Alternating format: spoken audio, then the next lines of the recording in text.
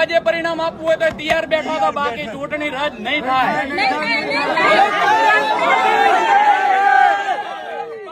હાર ભાળી ગયેલી ભાજપ એના ભવાડા કરવામાં કદી ઓછી ઉતરી નથી, તો આજ તો શેની ઉતરે? બરોબર છે. મારા વાઇફ પ્રેગ્નેન્ટ છે, મારા વાઇફ છે અંદર છે પ્રેગ્નેન્ટ છે. એ હોટના પહોંચ થાય કે 12 વાગે કે 1 વાગે ઉપર બેસવા માટે તૈયાર છે. અમે ડોક્ટરો અહીંયા બોલાવી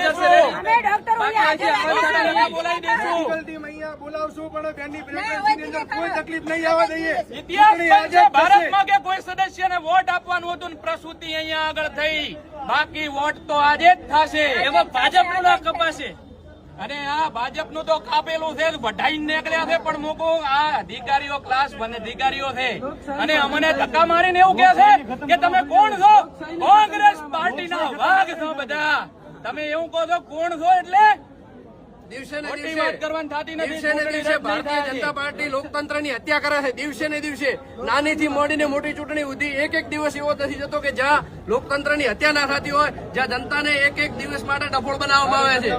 તારીખો ઉપર તારીખો પાડવી, મોનોપોલી સિવાય એમને કોઈ રાજકારણ કરતા આવડતું નથી. આ એ વ્યાજબી નથી. કોંગ્રેસ પાર્ટી જિંદાબાદ, કોંગ્રેસ પાર્ટી જિંદાબાદ, કોંગ્રેસ પાર્ટી જિંદાબાદ. અને તંત્રને પણ શરમ આપવી જોઈએ કે એક પક્ષના ગુલામી ના કરવી જોઈએ. તંત્ર પણ વારે ઘડીએ એમની ગુલામી હજુરી કરવા માટે તૈયાર રહે છે.